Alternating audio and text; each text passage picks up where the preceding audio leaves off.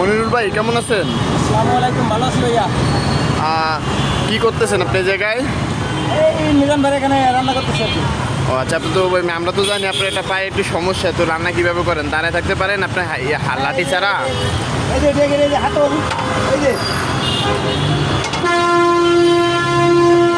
ও আচ্ছা, এটা হয়েছিল কিভাবে? এটা অ্যাক্সিডেন্ট করেছিলাম ভাইয়া। কবে? আমি ভ্যান চালাইতাম ভাই। আগে ভ্যান চালাইতেন? জি। কাঁচামালের গাড়ি মেরে দিয়ে চলে গেছে ভাইয়া। পরে 2 ঘন্টা পরে আমার উঠাই নিয়ে হাসপাতালে ভর্তি করলো। হাসপাতালে যাওয়ার লগে লগে কইলো যে পা কাইটে বাদ দিত। পরে পা কাইটে বাদ দেয় নাই, প্লেট লাগাই দিছে। এখন ওই প্লেটের ওখানে ইনফেকশন হয়েছে। আমার কাছে আর টাকা নাই দেখে আমি মিজান ভাই ভিডিও দেখে আমি মিজান ভাইয়ের কাছে আসছি। যদি কারো মানে দয়া লাগে, মায়া লাগে, তাহলে আমার একটু সাহায্য করেন ভাইয়া। আমি খুব অসহায় হয়ে গেছি ভাই। আমার 2টা মেয়ে ভাইয়া। আমার লোক মানে আমার বাপ নাই, আমার মা আছে।